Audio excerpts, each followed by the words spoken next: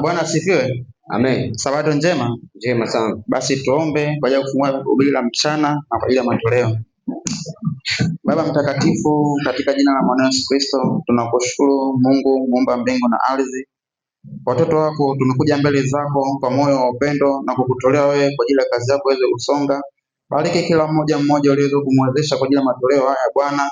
Nasi tunafanya haya yote ni kwa ajili ya utukufu wako Mungu. Tukumbuke katika maisha yetu, katika sehemu zetu tunazopata hichi kipato Mungu, katuonekanie, ukatuongoze tukafanya yale mapenzi yako. Pale tulipokukosea Mungu, naomba utusamehe. Pia Baba, tuko tayari kwa ajili ya kula chakula cha kiroho. Basi nena na watu wako, nami ukaniongoze sawa sana neno lako. Bariki kila mmoja atakayesikia na ukamfanye upya aweze kwenda sawa sana neno lako. Nikiomba na kushukuru katika jina la Mwana Yesu Kristo. Amen. Haya. Anayesomea ni nani? Sawa. Haya, somaji wa kanisa wewe. Haya. Sasa tunaendelea. Kuna siku nishakutoaga somo lenye kichwa cha habari lenye kusema jaribu la kukawia kwa Yesu. Ni nani awezaye kusimama? Jaribu la kukawia kwa Yesu. Ni nani awezaye kusimama?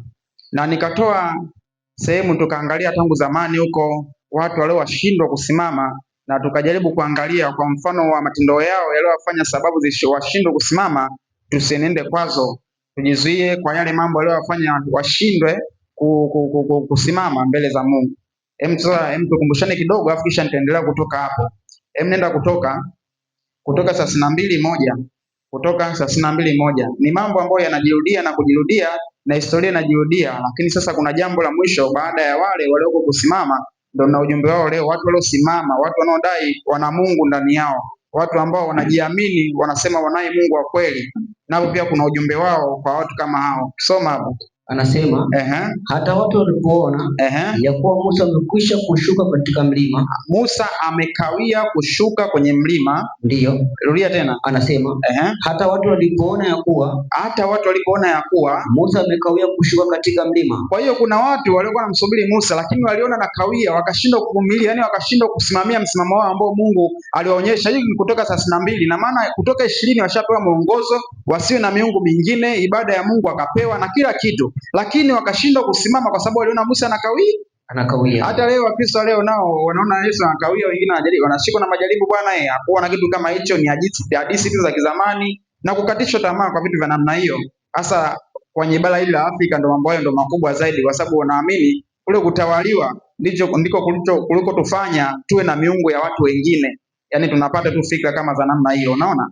Sasa pia bado haikuishia hapo. Hao ni watu wa kwanza walioshindwa kusimama. Sasa nenda kwenye Malaki 3:1 na 2. Kuna wengine nao walioshindwa kusimama, nao waliulizwa swali siku ya kuja Bwana wao, ni nani aweze kusimama? Wakaulizwa na tuone. Msoma hapo. Anasema angalieni, namtuma mjumbe wangu, naye ataitengeneza njia mbele yangu.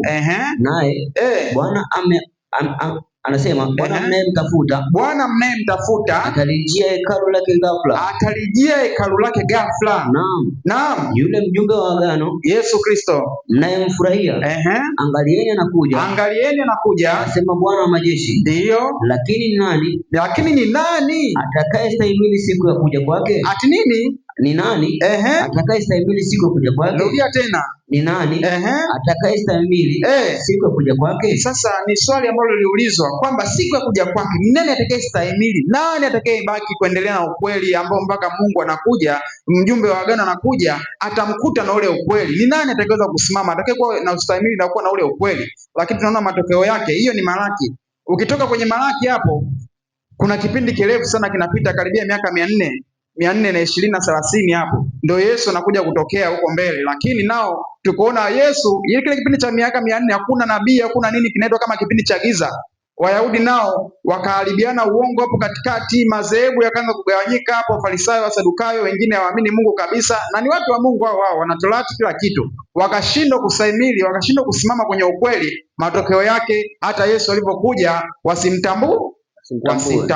Kwa hiyo ni watu nao pia walishindwa kusimama kwenye ukweli Yesu anapokuja. Sasa nenda Ufunuo wa Yohana 6 anzia yake 16. Nasi sasa hivi tunaulizwa, maana kipindi cha Musa kule walishinda nao kumsubiria tu Musa siku 40, ndugu zetu walishinda wale.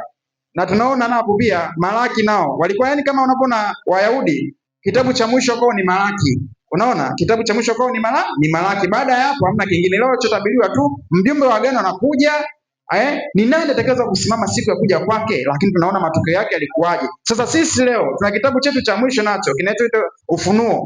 Tuone tunaulizwaje. Soma 6:16 Ufunuo. Anasema wakiambia milima na miamba tuangukieni, ndio tusitirini mbele za uso wake juu ya kiti cha enzi, ndio na hasira ya mwana kondoo, kwa maana siku iliyo kuu ya hasira yao imekuja. Ndio. Naye ni nani awezaye kusimama? Hilo ni swali, si ndio? Ndio. Kwamba ni nani awezaye kusimama? Ni nani awezaye kusimama? Lakini tukapata mwafaka kwamba wale watakaoweza kusimama ni watu wa namna gani? Nenda kwenye Luka 21 anzia yake ni 34. Wale sasa watakaoweza kusimama, Biblia ishatoa mwongozo watakaoweza kusimama siku ya kuja kwake Yesu. Wanapaswa kuwa watu wa namna gani? Wawe vipi? Waweje ili wapate kusimama siku ya mwana wa Adamu? Soma. Basi jiangalieni mioyo isije ikalemewa na ulafi. Rudia tena. Anasema basi jiangalieni, ndio mioyo yenu isije ikalemewa na nini? Na ulafi. Hapo kuna ujumbe wa message, manake ni chakula. Manake ni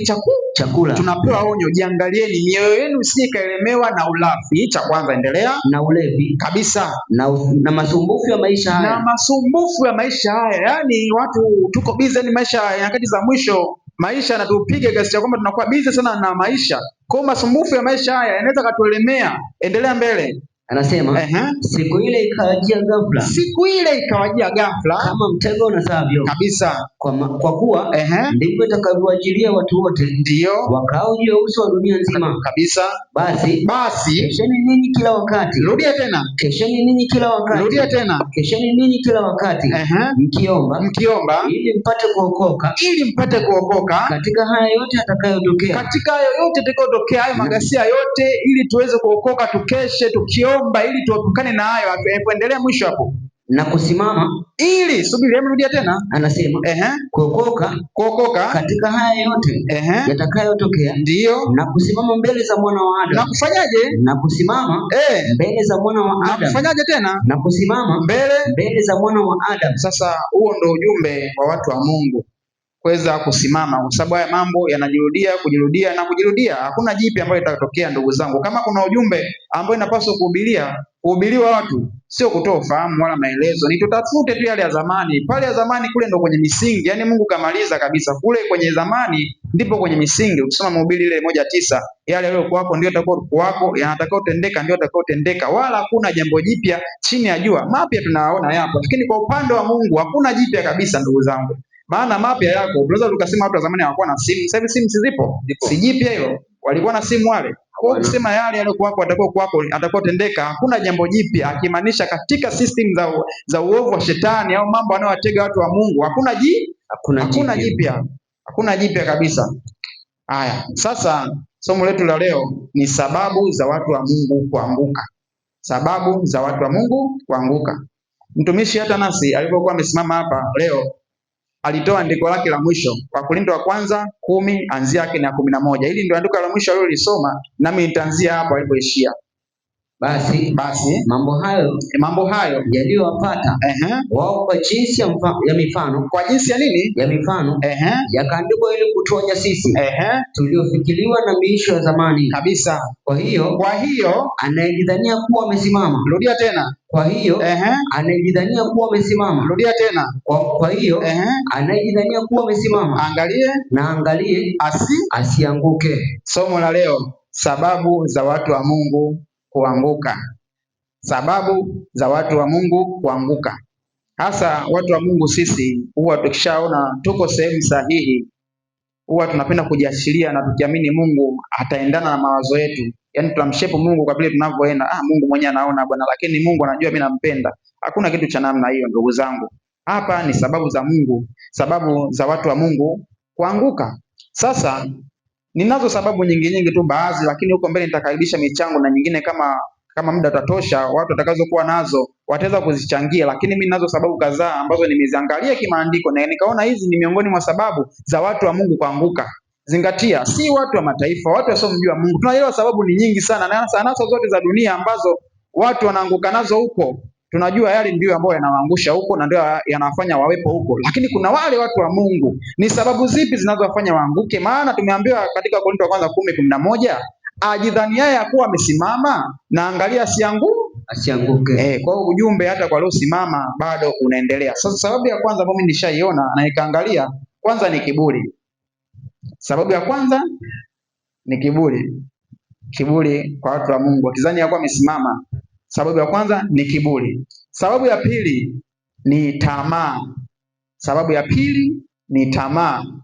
Sababu ya tatu ni kupenda fedha. Sababu ya tatu ni kupenda fedha. Sababu ya tano, marafiki au watu wa karibu. Marafiki au watu wa karibu. Sababu ya sita, kutotii neno la Mungu. Kutotii neno la Mungu. Labda kwa hizi sababu nianze ndiko moja kwa hizi sababu, afu kisha tuangalie nyingine baada ya nyingine, tukitafuta mifano kwa wale waliowatokea waliokuwa watu wa Mungu, yale waliofanya waanguke, basi na sisi tujilinde kwa hayo. Sasa sababu ya kwanza ni kiburi. Nenda Misali 16 aya yake ni ya 18. Tuangalie hii kiburi. 16:18. Anasema kiburi hutangulia uangamivu, ndio, na roho yenye kutakabari hutangulia maanguko. Kwa hiyo tunaona kiburi kabisa mwisho wake ni uangamivu. Yeye ajidhania kuwa amesimama na angalia asianguke. Kwa hiyo tupaswi kabisa kuwa na kiburi. Tutakuja kuangalia hapo.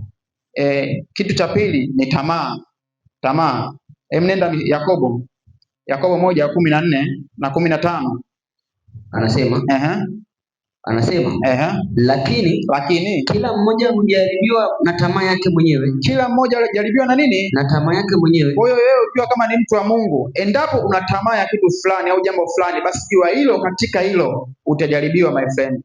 Yaani katika hilo ambalo wewe ni mtu wa Mungu na kuna kitu natamani, huenda maisha mazuri au pesa au vitu kadhalika, na hasa tamaa huenda ya kingono, katika hilo utajaribiwa na hilo, na nguvu lako liko wapo katika hiyo tamaa yako. Endelea mbele hapo. Anasema tamaa yake mwenyewe akivutwa na kudanganywa, halafu ile tamaa ikiisha kuchukua mimba, ndio huzaa dhambi, ndio, na ile dhambi ikiisha kukomaa huzaa mauti. Mwisho wako unakuwa ndo uko wapo. Waefeso 5:5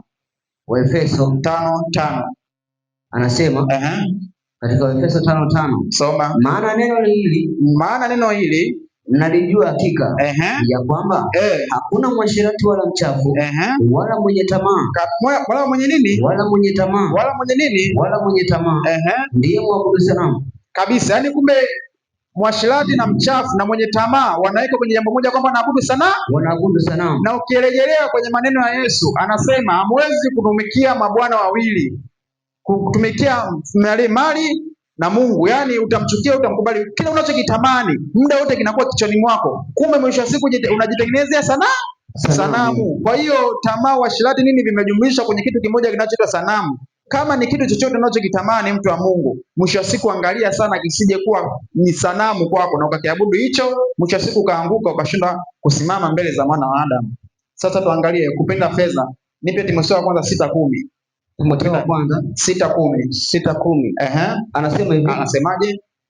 Maana shina moja la mabaya ya kila namna ni kupenda fedha. Ni kupenda nini? Kupenda fedha. Kwa hiyo chipuko, yani shina, ukisikia shina ni kama msingi. Sasa uweze ukaweka msingi hapo, kwa sababu msingi lipo kwenye jambo jema, lakini ukisema neno shina ina maana ni jambo baya. Yani shina la mabaya yote ni kupenda nini? Fedha. Endelea. ambayo wengine hali wakitamani, ndio hiyo wamefarakana na imani. Wamefarakana na nini? Na imani. Kumbe kupenda fedha, shina hilo. Watu wengi walijaribiwa kwa hilo, wakafarakana na nini? Wakafarakana na imani. Unaweza ukapoteza hata imani kwa ajili ya nini? Imani kwa ajili ya fedha. Unaweza ukapoteza imani kwa ajili ya fedha, na hapo ndipo kwenye shina la mabaya yote, ni kupenda fedha. Jambo la 5, marafiki. La 4, uko vizuri. La 4, marafiki wabaya. Marafiki wabaya, ili hata mimi mwenyewe naomba nitolee tu mfano, ndugu zangu. Marafiki wabaya au watu wa karibu wanaotuzunguka, niseme tu marafiki wabaya, hata watu wa karibu wanaotuzunguka. Unajua, kuna kipindi fulani mimi nilipokuwa mtu kabla hata sijui Sabato, nilikuwa Sunday tu, kazini kwetu nilikuwa nafanya kazi sehemu moja panaitwa Oysterbay Masaki. Kuna kampuni moja inaitwa Moans Oysterbay Drink. Ile ni kampuni ya pombe. Japo mimi pombe sijawahi kutumia kabisa, lakini nilishafanya kazi pale almost miaka 6 kwenye ile kampuni. Sasa nilipokuwa, maana hiyo kazi nilipata kwa sababu kuna watu tu wa karibu yangu wengi, yani wengi, karibu ndugu zangu, makaka zangu wengi wanafanya kazi sehemu kama hizo. Kwa hata kama wangekuwa nafanya kazi kwenye mabaa, ningepata connection ya kazi za namna hiyo. Kwa wale watu wa karibu ndio wanafanya mimi nipate kazi huko. Sasa cha ajabu, sasa ukiacha hilo tu, kufika kule kazini nako nikakutana na watu na tabia za tofauti kabisa, yani watu na tabia za kila namna, hasa watu wanaofanya kazi kule, wakiongea neno moja tusi, neno moja tusi. Nikaendana nao tu, lakini mwisho wa siku na mimi nikaingia kwenye ile tabia mpaka siku nikajishtukia, yaani nikiongea kitu fulani mpaka niweke tusi, nikaona ni hatari sana. Yaani nimeshindwa kujizuia mpaka nimeendana na wale watu kabisa, nimekuwa ni tabia ile ile. Lakini kumbe ni watu walionizunguka, kwa sababu unaenda kulala usiku nyumbani, mchana ndio unaoishi nao wao kwa miaka 6, my friend, unajikuta una tabia ya namna hiyo. Kwa hiyo ni marafiki na watu wanaotuzunguka wanaweza kutufanya tubadilike na hata tukose mbingu kabisa kwa namna moja au nyingine. Kwa hiyo na hii sababu tunaenda kuiangalia kimaandiko. Kuna watu na marafiki zao waliwaangusha hapo. Sababu ya ngapi? Ya 4. Sababu ya 5, kutotii neno la Mungu. Kutotii neno la Mungu. Samueli wa kwanza 15:22. Samueli wa kwanza 15:22. Anasema naye Samueli akasemaje? Je, Bwana huzipenda sadaka za kuteketezwa? Bwana huzipenda sadaka za kuteketezwa na dhabihu sawa sawa na kutii sauti ya Bwana.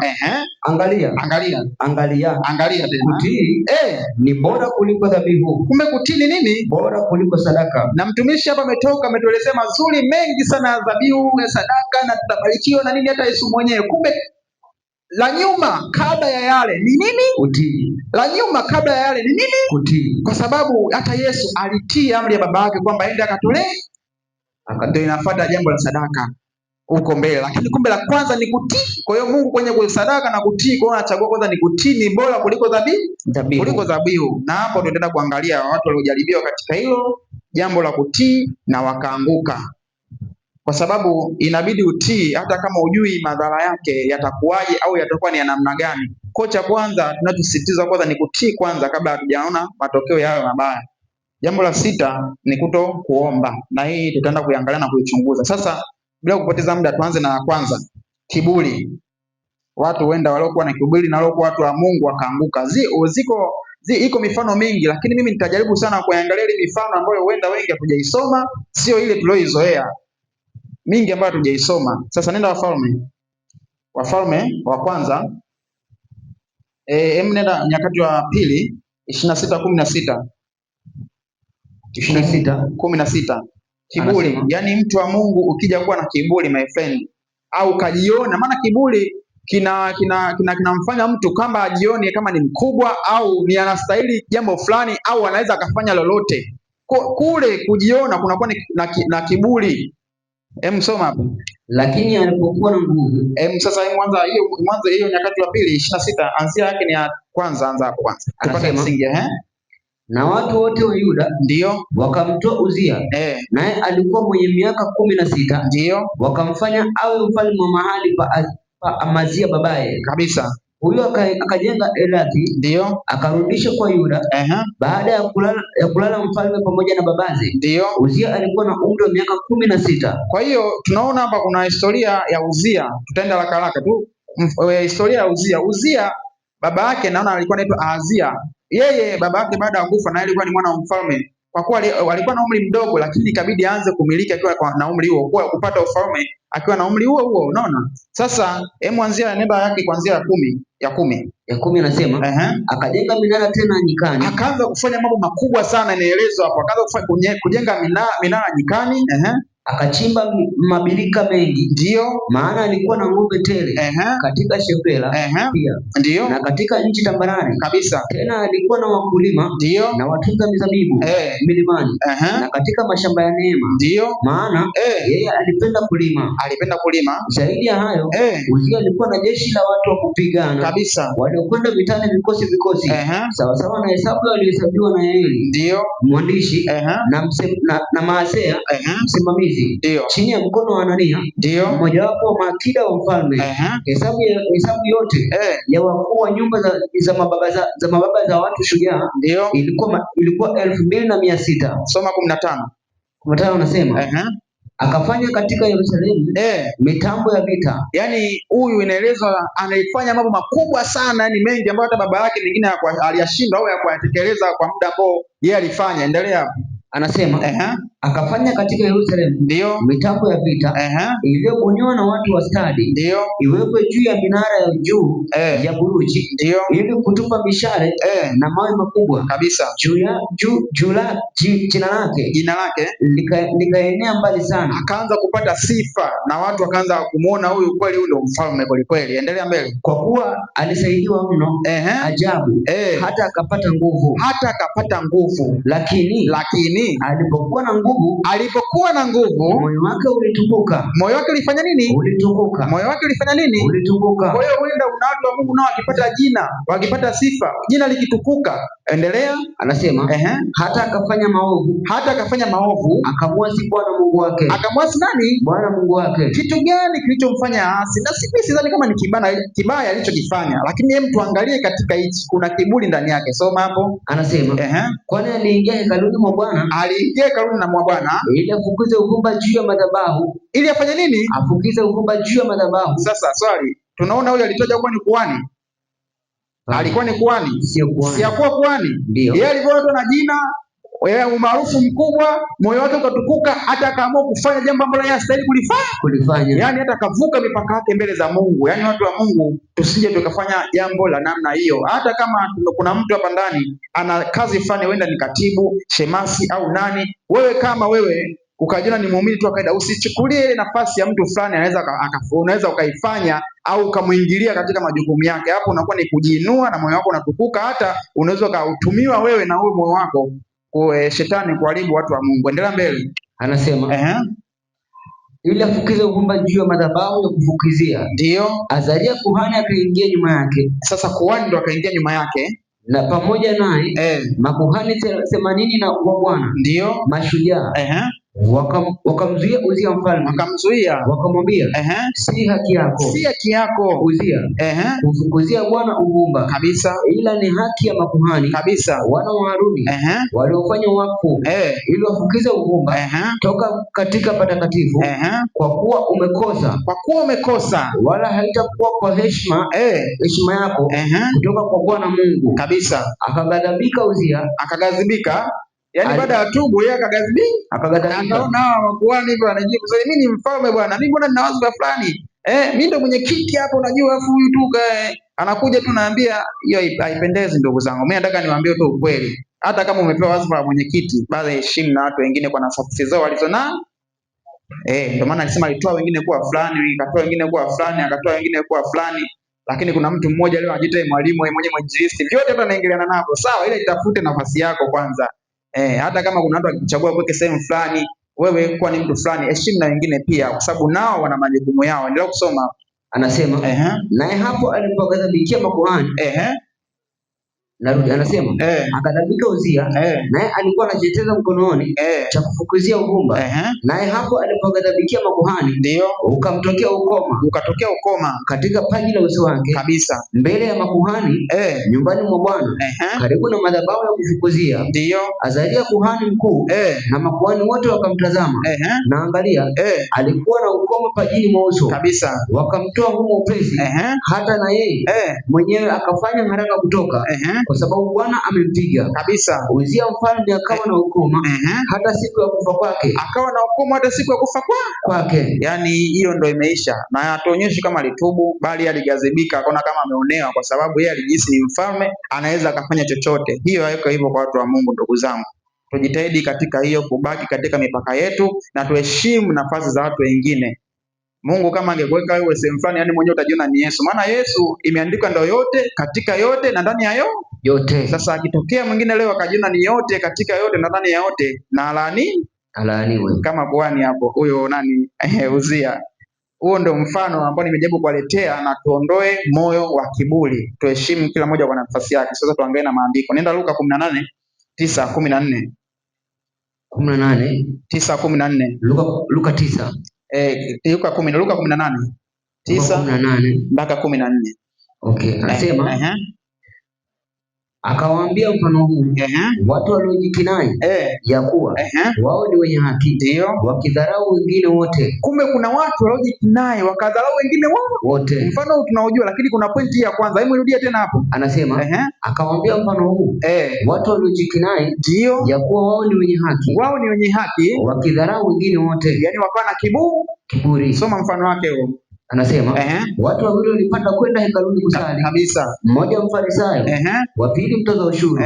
Yule mfarisayo akasimama akaomba hivi moyoni mwake, Mungu, ndio nakushukuru kwa kuwa mimi si kama watu wengine kabisa, wanyang'anyi, wadhalimu, wazinzi, wala kama huyu mtoza ushuru. Usije tukajiona hivyo kabisa. Ndugu zangu, endelea kusoma. Mimi nafunga mara 2 kwa juma, hutoa zaka katika mapato yangu yote. Endelea. Lakini yule mtoza ushuru alisimama mbali, wala hakuthubutu hata kuinua macho yake kuelekea mbinguni. Huo ndio moyo ambao tunapaswa kuwa nao, moyo wa unyenyekevu, maana kiburi kinyume chake ni unyenyekevu. Endelea. Bali alijipiga kifua chake akisema, Mungu, uniwie radhi mimi mwenye dhambi. Nenda yake na ngapi? Na 14. Anasema, nawaambia, huyu alishuka kwenda nyumbani kwake, amesamehewa amehesabiwa haki kuliko yule. Kwa maana kila ajikwezaye atafanyaje? Atadhiliwa, naye ajidhilie atafanyaje? Atakwezwa. Basi na tuchaona watu wa Mungu hapa. Siongelee watu sio waamini Mungu, naongea na watu ambao wanadai kuwa na Mungu. Kiburi, ndugu zangu, kiburi. Huyo mtoza ushuru alikuwa anajihesabu na Mungu na mwenzake kwamba hana Mungu, maana akammention kabisa, bwana sio kama yule, wewe muangalia yule na mimi, wewe mwenyewe unanionaje hapa? Naye Uzia kuhani akaona, bwana mimi ni mfalme, mimi niko mbele, angalia mambo niliyofanya, ni Mungu kanitukuza, hata naweza nikamwenda kumwekea uvu. Ni wazo zuri alilofanya, lakini kwa Mungu ni Mungu wa utaratibu. Nenda Wakorintho wa kwanza 14:33. Mungu wetu sio Mungu wa machafuko, akishaka utaratibu basi na utusimamie huo. Wakorintho wa kwanza 14:33. Anasema kwa maana Mungu si Mungu wa machafuko. Kwa maana Mungu si Mungu wa nini? Machafuko, bali wa amani. Kabisa, Mungu anataka hivyo yani. Maana ukishafanya kazi ambayo mwenzako alikuwa anatakiwa kuifanya, hiyo tayari hapo unamvurugia, au pengine utamuonyesha kama yeye hastahili, au pengine yeye sio wa kufanya jambo hilo. Hiyo haipasi kujinua na kujiona tunastahili. Hem, nenda Filipi 2:3-4. Tunatakiwa tuwaone wenyezetu vipi. Soma hapo. Wafilipi 2:3 mpaka 4. Anasema msitende neno lolote kwa kushindana, ndio wala kwa majivuno, bali kwa unyenyekevu kabisa. Kila mtu na mhesabu mwenziwe kuwa bora kuliko nafsi yake. Kila mmoja afanyaje? Amhesabu mwenziwe kuwa bora kuliko nafsi yake. Kila mmoja anafanyaje? Amhesabu mwenziwe kuwa bora kuliko nafsi yake. Endelea. Kila mtu asiangalie mambo yake mwenyewe, bali kila mtu aangalie mambo ya mwingine. Kabisa, yani huo ndio moyo ambao tunapaswa kuwa nao. Galatia 5:26. Galatia 5:26. Galatia 5:26. Anasema katika 5:26, tusijisifu bure kabisa, tukichokozana na kuhusudiana.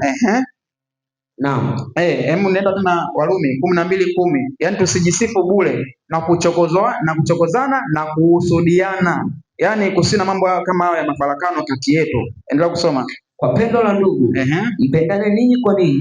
Kwa heshima mkiwatanguliza wenzenu. Kwa heshima mkitanguliza wenzenu. Yaani kabla hujajiona unastahili, muone kwanza mwenzao anastahili zaidi. Yaani tukiwa moyo kama huo, kama sio duniani basi ndani ya kanisa kutakuwa ni sehemu pazuri sana. Na Mungu atusaidie. Amina. Amen. Wakorintho ongoza 10:24. Wakorintho kwanza 10:24. Anasema, mtu asitafute faida yake mwenyewe bali ya mwenzake. Kabisa. Endelea kusoma. Kila kitu anasema, basi mrudie hiyo hapo kuna pointi ya mada nyingine kabisa. Rudia huo mstari. Mtu asitafute faida yake mwenyewe bali ya mwenzake. Yaani anachomaanisha hapo, hakikisha kila jambo unaofanya lisimkwaze mtu mwingine. Maana hiyo sehemu anaongelea mambo ya vyakula kwamba hata mkienda sokoni msiwakwaze watu. Yaani tafuta ili kuwa na amani na watu wote. Yaani ndicho alichokuwa analenga hapo, pointi ya namna hiyo. Yaani tuwe na amani na watu wote. Sasa hiyo ndo mambo ya kiburi yameishia hapo, na hiyo ni sehemu ambayo watu wa Mungu wengi walijaribiwa, kwa hilo walianguka, na wengine hawakuwa wa Mungu, ila ni wengi sana, na wengi tunajua mifano hayo, ila sisi tunaangalia wale watu ambao ni wa Mungu. Jambo la pili ni tamaa. Nenda Mwanzo 3:4-6. Mwanzo 3:4-6. Na huu mfano nijitahidi sana kujizia nisiutoe. Uje wewe muda mwingine najiuliza hivi, wanawake wakisikia mifano kama hii inatolea sana kwa hawa wanajisikiaje? Huenda unaona mwanamke mwenzao aliwaangusha kweli, lakini hakuna namna, kwa sababu aliandika ili kuwa ni mfano. Soma. Nyoka akamwambia mwanamke, hakika hamtakufa. Kwa maana Mungu anajua ya kwamba siku mtakayokula matunda ya mti huu mtafumbuliwa macho, nanyi mtakuwa kama Mungu, mkijua mema na mabaya. Endelea. Mwanamke alipoona ya kuwa ule mti wafaa kwa chakula. Kwa chakula. Kumbe aliona kwamba wafaa kwa chakula. Aliona cha kwanza. Endelea. Wapendeza macho. Alafu nao ni mti wa kutamanika. Nao ni mti wa nini? Wa kutamanika. Nao ni mti wa nini? Wa kutamanika. Inaonekana pia aliongozwa na tamaa ili aweze kushawishika kula ule mti. Inawezekana nyoka angemwambia kwamba bwana kula ule, hauna shida, lakini ungekuwa na muonekano mbaya au uende ungekuwa na harufu, angekula? Asingekula. Kilichomshawishi nikaona kwa maarifa kwamba wafaa kuliwa, afu atamanika macho, yani kwa tamaa yake akaongozwa, ndio mwisho wa siku akala. Sasa sijui labda Mungu angeweka huyu wa design gani, huenda asingeula, lakini vivyo muongoza pia, ukiachana maneno tu ya shetani, ni ile tamaa ya kuona kwa macho yale ya tamaa, akashawishika mpaka akaula. Kwa hiyo unapo tunaona kwa watu wa Mungu tamaa nao haifai, tukafikiria tu mawazo yetu kwa kutamani jambo fulani likatuongoza, mwisho wa siku ni kuanguka. Mwangalie mfano mwingine, huyu Akani bwana alikuwa na tamaa ya nguo. Yaani wameenda wamepigana vita huko, yeye kachukua nguo kaficha. Unajua zamani Mungu alikuwa hivi, akikutuma sehemu fulani uende ukafanya jambo fulani, angamiza kila kitu kilichopo mahali hapo. Wewe ukaficha kitu hiki kimoja, si ukakiona ni kizuri, mwisho wake hapo mwisho wake, soma Yoshua 7 kuanzia yake na 20. Huyo Akani alikuwa na tamaa ya nguo, alificha nguo tu, na tukaona mwisho wake akasababisha hata familia yake yote iangamizwe kabisa kwa ajili ya tamaa ya nguo tu. Soma. Akani akamwambia Yoshua, akasema, kweli nimefanya dhambi juu ya Bwana Mungu wa Israeli, nami nimefanya mambo haya na haya. Nilipoona katika nyara joho nzuri. Aliona katika nyara walizoteka baada ya kupigana vita kule, akaona nini? Joho zuri ya Babeli, na shekeli 200 za fedha na hela.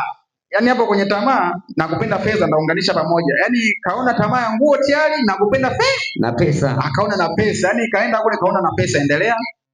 Na kabari ya dhahabu uzani wake shekeli 50. Inawezekana ni kwa kipindi hicho ni hela nyingi. Sisi tukiona hivyo sisi tutaichukuliaje, lakini shekeli 50 huenda kulikuwa ni nyingi sana kiasi kwamba kwa leo huenda labda ingefika thamani fulani ambayo kwa mtu hata wa Mungu asingeweza kuiacha. Endelea.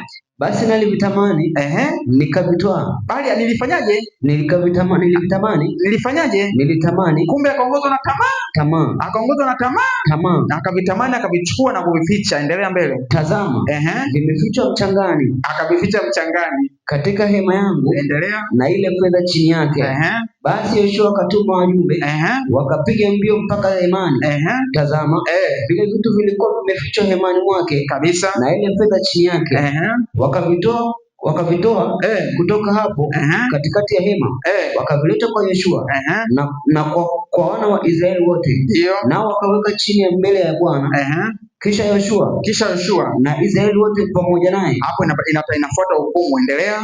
Wakamtoa Akani mwana wa Zera na ile fedha na ile joho na ile kabari ya dhahabu kabisa, na wanawe na binti zake na ng'ombe zake na punda zake na kondoo zake kabisa, na hema yake na vitu vyote vilivyokuwa navyo wakavileta juu hata bonde la Akori kabisa. Yoshua akasema, mbona umetufadhaisha hivi kabisa? Bwana atakufadhaisha wewe leo. Ndipo Israeli wote wakampiga kwa mawe, kisha wakamteketeza kwa moto. Wakampiga kwa nini? Kwa mawe, kisha wakamteketeza kwa moto. Sababu yake ilikuwa ni tamaa. Ilikuwa ni tamaa. Kwa hiyo aliongozwa na tamaa mpaka akiponza familia yake, hadi mifugo, hadi chochote alichokuwa nacho yeye pale.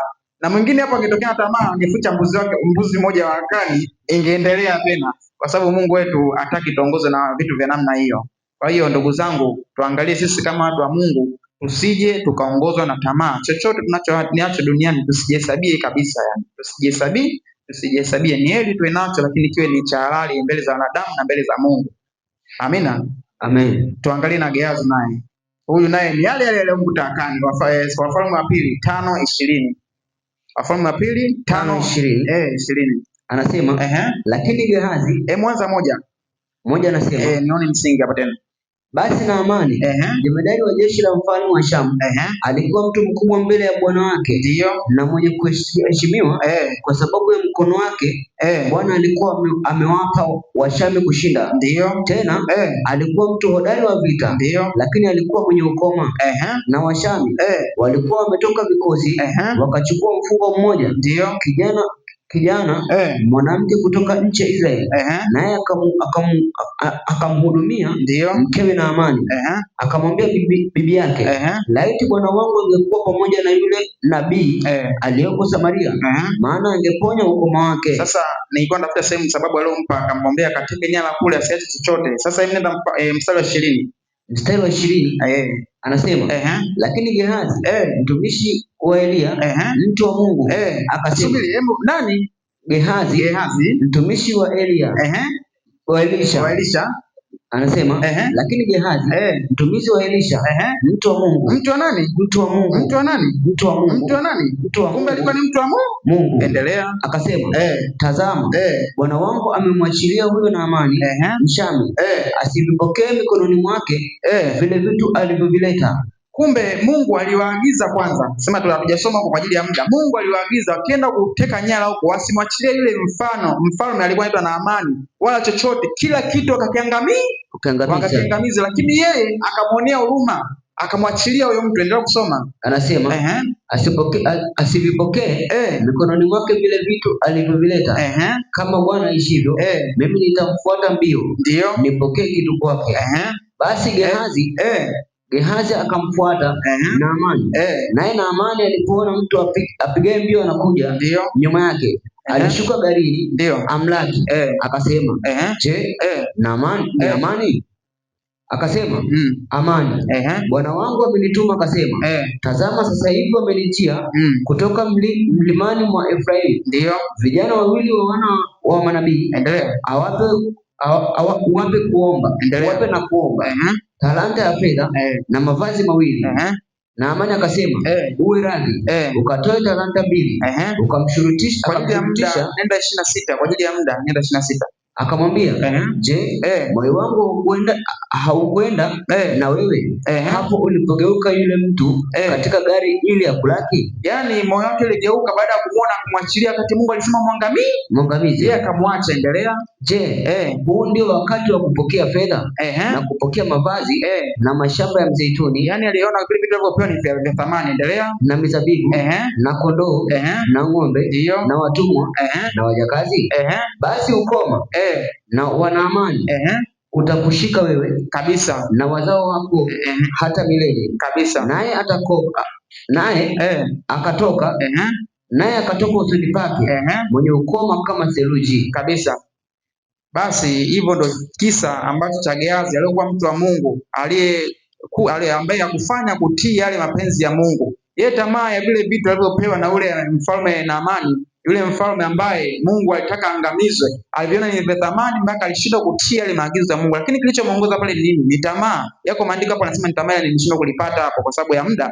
Yeye aliongozwa na tamaa vile vitu kwa sababu alivipenda viona na fedha nini, basi akamwachilia. Basi huo ndio ikawa anguko lake yeye na familia yake nzima. Kilichotokea hapo ni ukoma, na ukoma sio jambo la kubarikiwa. Ukoma ni ugonjwa kama wa laana, ilikuwa inaashiria ni mtu aliyelaaniwa, na ndio maana alikuwa anaogopa sana kipindi hicho.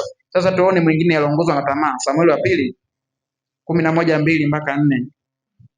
Samueli wa pili 11:2 mpaka 4. 11:2 mpaka 4. Maana sisi sasa tukajiona hatuchunguliaje dirishani. Msoma bwana.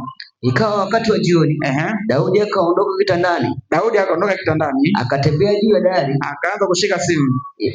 Anasema akatembea juu ya dari, akashika simu ya jumba la mfalme, akaanza kuperuzi. Na alipokuwa juu ya dari, anaperuzi, aliona mwanamke anaoga. Aliona nini? Mwanamke anaoga. Aliona nini? Mwanamke anaoga. TikTok hiyo. Naye huyo mwanamke alikuwa mzuri sana. Alikuwa mzuri sana. Kumbe mpaka inaweza kama alikuwa mzuri, na maana sio uzuri ule tu. Yeye aliona na tamaa kwa sababu alimwona anaoga. Endelea. Naye alikuwa mzuri sana. Na wakupendeza macho. Na wakupendeza macho, maana ni wakutamanika. Maana hata yule mwanamke kule aliona ule mti wafaa na wakupendeza macho, akautamani. Kwa hiyo hata naye Daudi tunaona anguko lake lilofuata hapo ni kwa ajili ya kutamani. Lakini uzuri wake huyu bwana alitubu. Lakini hiyo sio sababu ya kusema wewe ukatamani ili baadaye uje utubu. Hiyo ni jambo ambalo haliwezekani. Ndipo kama kuna dhambi unafikiria kuifanya ili baadaye uweze kuitubu, my dear, anguko lako liko mbele tu. Kwa hiyo tusije tukaongozwa na tamaa kwa namna moja au nyingine.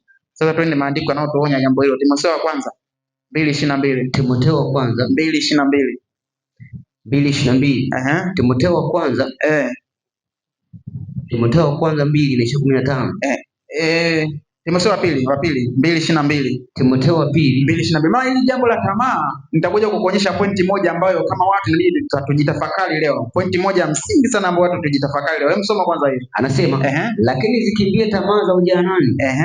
Ukafuate haki na imani na upendo na amani. Kumbe tamaa tumeambiwa tuzikimbie. Tamaa tumeambiwa tuzikimbie. Sasa kasome Yakobo 4:7. Yakobo. Kumbe tamaa tumeambiwa tuzikimbie, si ndio maana yake? Ndio. Soma. Basi mtiini Mungu, naye mpingeni shetani, naye atawakimbia. Sasa kumbe tamaa tunataka tuzikimbie, ila shetani tumpinge. Sasa tamaa na shetani kipi kinatisha? Yaani shetani tunampinga, yeye anakukimbia. Lakini tamaa inabidi tuikimbie. Nenda Wakorintho wa kwanza 6:18. Maana hapo tamaa nimejumlishia sana, na katika neno moja pia uzinzi uko hapo. Yaani hilo ni jambo la kukimbia. Tafuta ndio kukimbilia. Kama unachojua kinachokuvuta ni macho, fumba macho yako. Maana hapo wale wanafanya agano na macho yao. Soma hapo. Ikimbieni zinaa. Ikimbieni zinaa. Na zinaa, ukisikia zinaa ni chimbuko linalotokana na tamaa. Kwa sababu Daudi alizini kwa sababu kulikuwa na tamaa iliyotangulia hapo. Lakini tunaambia tukimbie zinaa. Kukimbia zinaa, uwezo ukakimbia zinaa kabla hujaanza na tamaa kwanza. Hiyo tamaa ndio inayotupelekea watu kuzini. Tunaambia tuzikimbie, lakini shetani tunaambia tumpinge ili naye atukimbie. Sasa tamaa tamaa na shetani kipi kinatisha ndugu zangu? Kwa mujibu wa maandiko tu, tamaa ndio kinatisha, kwa sababu tamaa tuikimbie, ila shetani tukimpinga naye atukimbie. Kwa hiyo tujilinde na Mungu atusaidie sana. Kama ndio hivyo, hata Ayubu, kama enenda Ayubu 31:1, Ayubu naye alishasema, alishafanya agano na macho yake jinsi gani ataweza kumwangalia mwanamke. Napo pia kuna swali najiuliza, kwa nini sisi tukiangalia tu wanawake? Kwani nao wakituangalia hamna kitu? Kwa nini sisi? Samani najiuliza, lakini maana msoma kwanza. Anasema nilifanya agano na macho yangu. Ayubu anasema nilifanya agano na macho yangu. Basi nawezaje kumwangalia msichana? Kumbe alifanya agano ni jinsi gani atakaweza kumwangalia msichana. Sasa hayo ndio mambo ambayo tunapaswa kujifunza sisi watu wa Mungu, jinsi ya kuweza kuangalia wasichana. Lakini najiuliza sasa, nao wasichana kwani kuna nini? Yaani kitu gani ambacho kinaweza kufanya nao wajilinde nacho? Maana sioni kama Biblia inawapeleka sana, sijui kama wao wako tu hivyo, lakini ni hivyo basi. Lakini tuangalie hapo, nenda Ibrania 13:5. Kama nao ni hivyo basi, na wajiangalie namna gani wanaweza kumwangalia mwanaume kwa upande wao. Soma hapo. 13:5. Msiwe na tabia ya kupenda fedha. Msiwe na tabia ya kupenda fedha. Muwe radhi na vitu mlivyo navyo. Muwe radhi na vitu mlivyo navyo. Muwe radhi na vitu mlivyo navyo. Endelea. Kwa kuwa yeye mwenyewe asema, sitakupungukia kabisa, wala sitakuacha kabisa. Kwa tulisike mambo ya tamaa yasiwepo kwetu. Yasiwepo kwetu. Kwa sababu tukiona tuna tamaa ya namna hiyo, tukiona vitu vya namna hiyo, mwisho wa siku tamaa itatupelekea tu na sanamu kichwani, kama tunaweza kuangalia na tukana na mabwana wawili. Na Mungu amesema mwezi kutumikia mabwana wawili. Hebu msoma hiyo Mathayo 6:24. Maana Yesu kashasema hivyo, bora angesema anawashauri msifanye hivyo, lakini anasema hamwezi. Yaani neno hamwezi, jua ni haiwezekani kabisa. Soma hapa. Hakuna mtu awezaye kutumikia mabwana wawili. Hakuna mtu awezaye kutumikia mabwana wawili. Ni kitu ambacho hakiwezekani. Endelea. Kwa maana utamchukia huyu na utampenda huyu. Ama utashikamana na huyu na kumdharau huyu. Endelea. Hamwezi kumtumikia Mungu na mali. Rudia. Hamwezi kumtumikia Mungu na mali. Rudia tena. Hamwezi kumtumikia Mungu na mali. Yaani ni jambo kwamba haliwezekani na hatuwezi. Kwa hiyo tuangalie sana jinsi tutakavyoongozwa. Tusiende katika anguko la namna hiyo kwa watu wa Mungu. Na tusipende pesa kama tuweza kuangalia. Na sasa tuangalie na jambo jingine, marafiki. Haya ni maanguko ambayo watu wa Mungu walishaanguka zamani. Marafiki au watu wa karibu, watu wanaotuzunguka au nao wanaweza kutuangusha. Marafiki. Nenda Korintho wa kwanza 15:33. 15:33.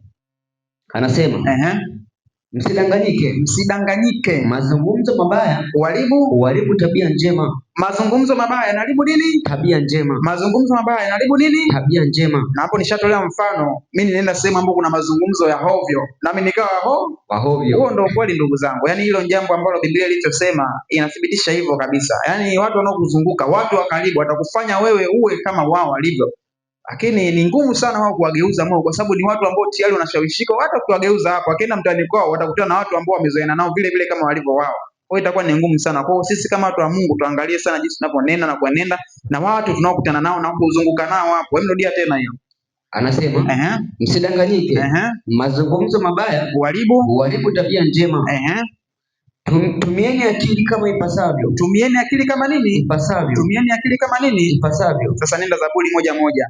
Zaburi 1:1. Maana sasa tunashauriwa tuwe watu wa namna gani, au tunapaswa kuenenda vipi, na mtu mwenye akili anapaswa kuwa nini? Soma hapa. Heri mtu yule asiyekwenda katika shauri la wasio haki. Heri mtu yule asiyekwenda katika shauri la wasio haki, wala kusimama katika njia ya wakosaji. Ndio. Wala kuketi barazani pa wenye mzaha. Wala kuketi barazani pa wenye nini? Pa wenye mzaha. Sasa bahati mbaya unaweza usiketi tu barazani, kumbe hata kazini unapofanya huko kuna watu wana mizaha.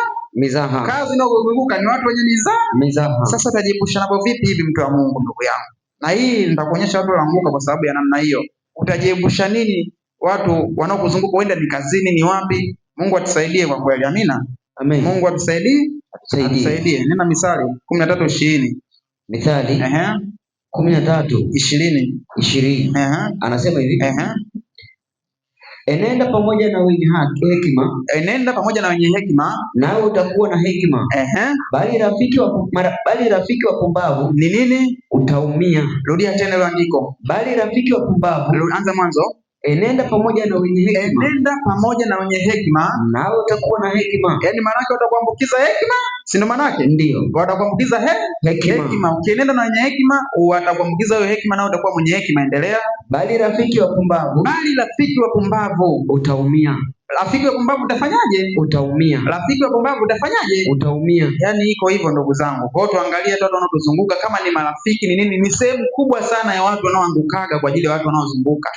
Ushauri kwa marafiki. Rafiki mwingine aliyopo sasa hivi ni simu. Huyo ni rafiki ambaye popote unapokaa anakuwa naye pamoja nawe. Kwa angalia sana kuendesha vile ambavyo wewe unataka, ila sio yeye atakapo wewe uendeshe. Unaweza kaingia tu mtandaoni, una jambo lako jema, na nashauri hata kwa watu wanaoingia sana mtandaoni, ingia mtandaoni ukiwa na sababu ya jambo unaenda kulifanya, na hasa aliyo ni kwa utukufu wa Mungu. Mfano, mimi naingia mtandaoni nahakikisha naenda kuposti makolokolo yangu yote ninayojua mimi. Yaani mimi mtandao na utawala kiufupi, na Mungu amenisaidia kwa hiyo. Yaani na posti vitu vingi sana. Yaani nikikaa na mtandao hivi na posti. Lakini hata unaweza kaingia tu ukakutana na mzee Chande anatukanwa. Mzee Chande anatokana. Kuna nyimbo sasa nimetoka ndugu zangu. Yaani kila nikiingia TikTok hiyo naikuta Mzee Chande ni matusi tu hapo. Au unakuta ndo kama hivyo wanaoga kama na alivyo Daudi alivyoperuzi naye akakuta mtu anaoga. Ni vitu vya namna vinakuja tu, lakini unavisikipo kwa sababu mtandao utakapofanya uwe utakuwa hivyo. Japo utakuletea vitu vingi ambavyo unavyo. Mfano kama account ukifungua leo, mfano kama account ya kanisa nitolea naye mfano nayo. Ile account ya kanisa ni account ambayo ilikuwa mpya, account ilikuwa mpya.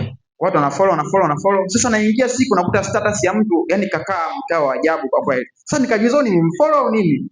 Lakini ni kumbe ni siwezi kuonyesha na kuletea ile uone wewe mtu unapenda vitu gani. Nikaandika no interest. Unaona? Naendelea nakuta hapo pia wanakuletea vitu kama ni wanyama nakuletea hivyo, yani vya vikolokolo vingi tu, lakini utaushape mtandao mpaka utakuwa kwa kadri unavyotaka wewe. Na mtandaoni watu wanafanya ili waonekane, yani wanafanya ili waonekane, na watu dunia ndo wapo zaidi huko, wamejikita huko. Kwa hiyo utakapokuwa huko unatengeneza marafiki huko, yani simu yako tu unao una marafiki zaidi ya wale wanaokuzunguka live hivi. Simu nazo tunazo makini, ndio maana nasema rafiki alio karibu zaidi ni simu kwa sasa. Kwa hiyo tuangalie sana jinsi tutakavyoenenda na simu zetu, ndugu zetu. Amina. Amen. Ipo hivyo na imekaa hivyo. Sasa tuangalie mmoja aliyoshauriwa na rafiki mbaya. Nenda Samueli wa pili 13 anzi yake ni ya kwanza. Marafiki, watu wanaotuzunguka, ushauri wanaotupa. Kama akiwa ni mpumbavu tutakuwa hivyo, kama ni mwenye hekima tutakuwa hivyo. Watu wanaotuzunguka wanaweza kutuangusha watu wa Mungu. Soma hapo. Ikawa baada ya hayo Absalomu mwana wa Daudi ndio alikuwa na umbu mzuri, ndio jina lake kiitwa Tamari. Naye Amnoni mwana wa Daudi akampenda, ndio akasononeka. Amnoni akaanza kumwona kwenye glasi hata ukaugua kwa ajili ya umbu lake Tamari. Lakini yeye hapo tu kama yeye hakuweza, aliendelea kukata pembeni huko. Endelea. Maana huyu msichana alikuwa mwanamwali. Ndio Amnoni akaona ni vigumu kumtendea neno lolote. Kwa hiyo yeye kwa mawazo yake aliona ni vigumu, kwa maana asingeweza, si ndio maana yake? Ndio. Yaani hiyo ndio fikra ambayo yeye alikuwa nayo kama mtu wa Mungu. Maana ukisema mtu wa Mungu, yani ni watu ambao wapo una ukaribu na Mungu, kwa sababu baba yake alikuwa ni mtu wa Mungu na ni nabii, si ndio maana yake? Kwa watoto wake wanafuata nyayo zako. Wenda hata wao wangepewa katika kizazi chao nabii, ungeendelea. Alikuwa mtu wa Mungu. Endelea kusoma. Lakini Amnoni alikuwa na rafiki. Alikuwa na nani? Rafiki. Alikuwa na nani? Rafiki. Jina lake Yonadabu. Kabisa. Mwana wa Shama. Nduguye Daudi. Ndio. Naye Yonadabu alikuwa mtu mwerevu sana. Alikuwa mwerevu. Naye akamwambiaje? Kwa nini? Mwana wa mfalme, unakonda hivi siku kwa siku? Alimuona ndugu yake anateseka bwana. Endelea. Anasema hutaki kuniambia? Amnoni akamwambia, nampenda Tamari umbo la ndugu yangu Absalomu. Yani kwake aliona jambo ambalo lifaa kutendeka, kwa sababu akishaangalia kwenye Torati anaona kabisa mikataza mambo ya karibu, wa ndugu ya karibu nini kuendelea, na anateseka tu. Anateseka hivyo hivyo, mwisho siku ndugu yake angeolewa na yeye asingeanguka kwenye hiyo dhambi. Endelea. Yonadabu akamwambia, lala kitandani mwako, ujifanye mgonjwa. Akaanza kumpa njama sasa. Na tunajua kilichotokea hapo ndugu zangu. Sina mengi ya kwenda niende mbali, lakini tunajua kilichotokea hapo ni anguko. Na chanzo chake nimetukana na rafiki. Kwa hiyo tuangalie sana watu wanaotuzunguka. Ushauri mwingine, mtu mwingine anaweza kutoa mashaka yeye ana Mungu. Rafiki tunaambiwa ni rafiki tu alikuwa, lakini hatujui tabia yake. Yeye alikuwa ni mwelevu tu. Na tunajua uelevu ndio mambo kama hayo ya nyoka. Alikuwa mwelevu kuliko wanyama wote wa mwituni waliofanya Bwana Mungu. Uelevu, kujua sana mambo. Kwa hiyo tuepukane sana na marafiki, watu wanaokuwa karibu yetu tuangalie. Kama tukishindwa sisi kwa control, unashindwa kujicontrol, kisha wao wewe unawa control wao. Kama vipi? Uwakimbie kabisa. Sasa nenda wa Filipi 4:8. Wafilipi 4:8. Tunaonywa nini kuhusu juu ya hao marafiki? Endelea. Hatimaye ndugu zangu, mambo yoyote yaliyo ya kweli, ndio, yoyote yaliyo ya staha, yoyote yaliyo ya haki, yoyote yaliyo safi, yoyote yenye kupendeza, yoyote yenye sifa njema kabisa, ukiwapo wema wowote, ikiwapo sifa nzuri yoyote kabisa, yatafakarini hayo. Ina maana urafiki unaanzia kwanza kwenye mawazo, vitu unavyovitafakari. Kwa mawazo yale, angalia hayo, jinsi hayo uenende kwayo, mazuri, mema, ya kupendeza, ya amani, tuyatafakari hayo. Kwa hata wewe mwenyewe, kama unaweza kuwa na rafiki, wewe mwenyewe ni rafiki yako wewe mwenyewe. Wewe na ubongo wako mkikaa hapo, mnaoliwaza, mkikubaliana, mmeshaharibu watu huko. Kwa hiyo tuangalie hata kwanza sisi wenyewe ndani yetu. Yaani rafiki wa kwanza anaweza kukuharibu ni ubongo wako wewe mwenyewe na moyo wako mwenyewe. Kwa ndio maana tunaambia tuulinde.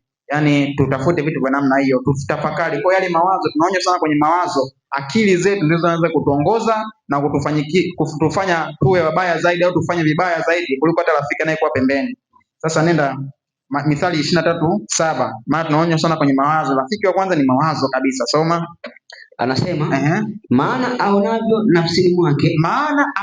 nafsini mwake ndivyo alivyo. Kwa kile utakachokifikiria ndicho unachokuwa. Kwa hiyo tulinde sana mawazo yetu. Endelea mbele. Akwambia haya kula, kunywa, lakini moyo wake haui pamoja nawe. Tonge lile lililokula utalitapika kabisa. Sasa hapa hii ni kama mfano wa Samson. Samson naye na Delila sasa aliona amedanganya sana na Samson karibia mara 2 au mara 3. Akaambia, unasemaje unanipenda na moyo wako upo pamoja nami? Yaani unasemaje unanipenda na moyo wako upo pamoja nami? Kwa hiyo dakika 10. Okay, basi mtulukeluke hivi vipengele. Nenda Mathayo 6:22. Mathayo 6:22. Ndugu yangu naambia mwishoni. Anasema soma. Taa ya mwili ni jicho. Basi jicho lako likiwa safi, mwili wako wote utakuwa na nuru kabisa. Lakini jicho lako likiwa bovu, ndio mwili wako wote utakuwa na giza. Sasa wewe muda wote kwenye simu unaangalia watu wanarukaruka, wanaendaenda, kumbe kile unachokiangalia ndicho kinachokutengeneza mawazo yako, na unakuwa ni mtu wa kufikiria hivyo na utaanguka katika hayo. Sasa nenda Zaburi 101 aya 3, tukimbia haraka kabisa. Zaburi 101:3. Zaburi 101. Tuliweke agano kama hili ndugu zangu. Hili ndio agano ambalo litatusaidia tuweze kujilinda na haya yote ya tamaa, marafiki na hii kadhalika. Soma. Sitaweka mbele yangu macho ya neno. Anasema sitaweka mbele ya macho yangu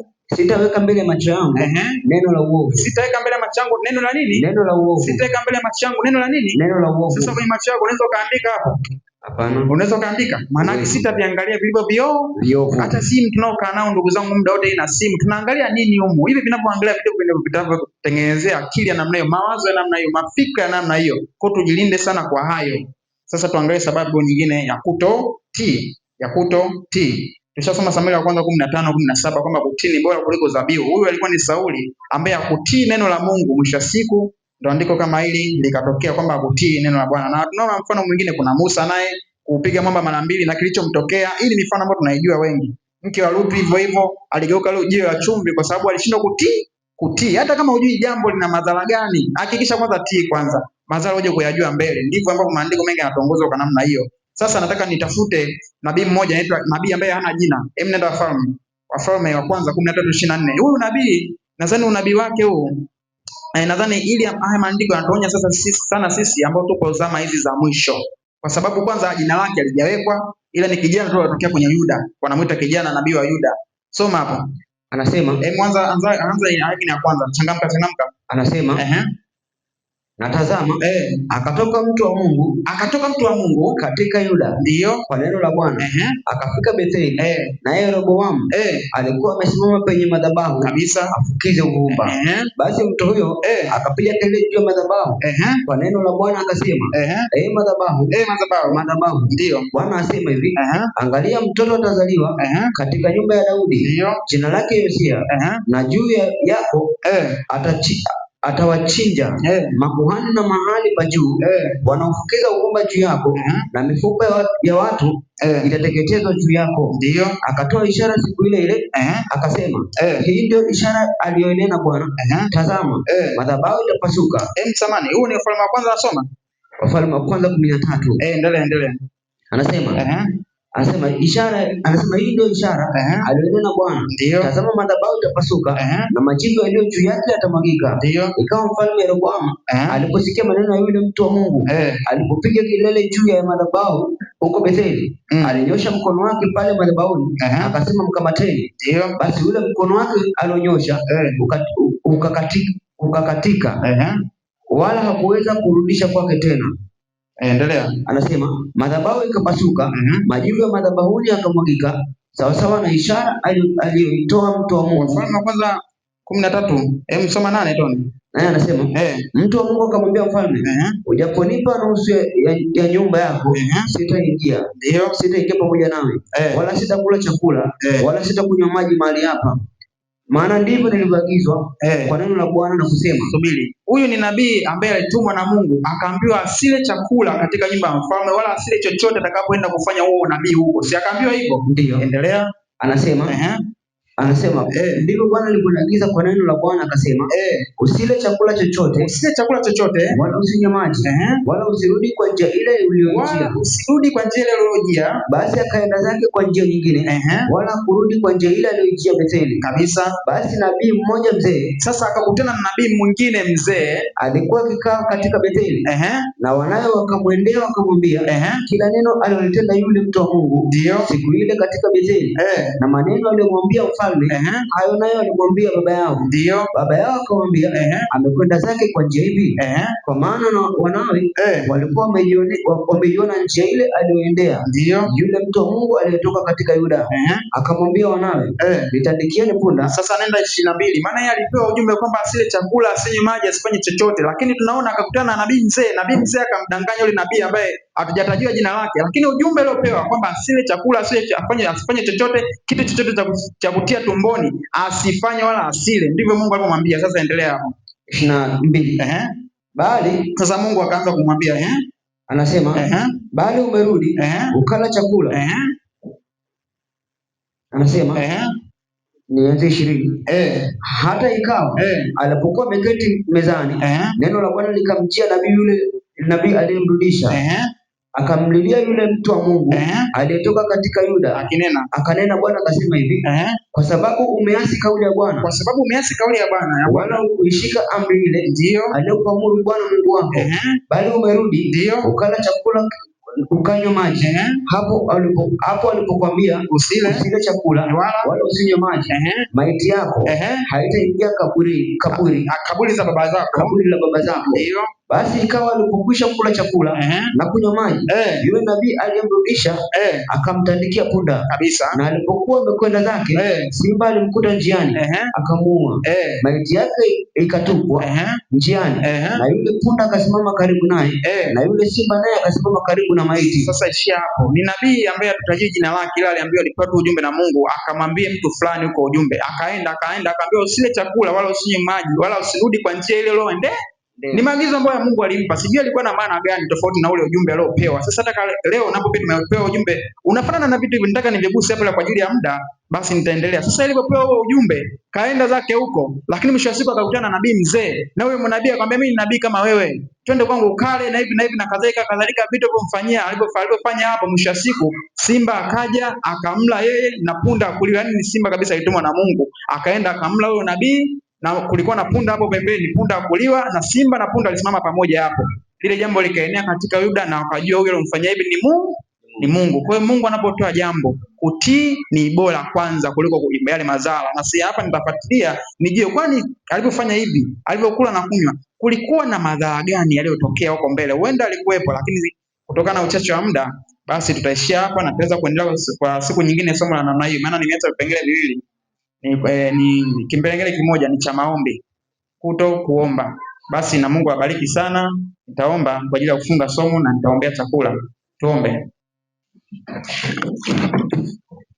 Baba mtakatifu, katika jina la mwana Yesu Kristo, tunakushukuru kwa siku yako hii ya leo. Asante kwa somo lako hili Mungu ambalo umekusudia unene na watu wako. Tunakushukuru Mungu kwa kuwa tunaamini tumesimama mbele zako, basi tujiangalie na tusianguke.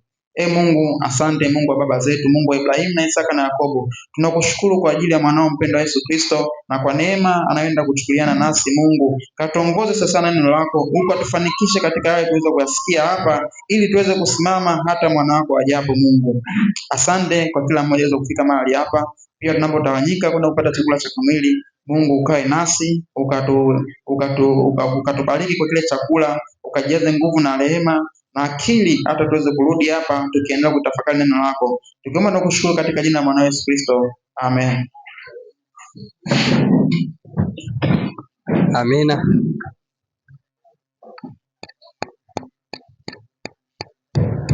Barikiwe mtumishi ila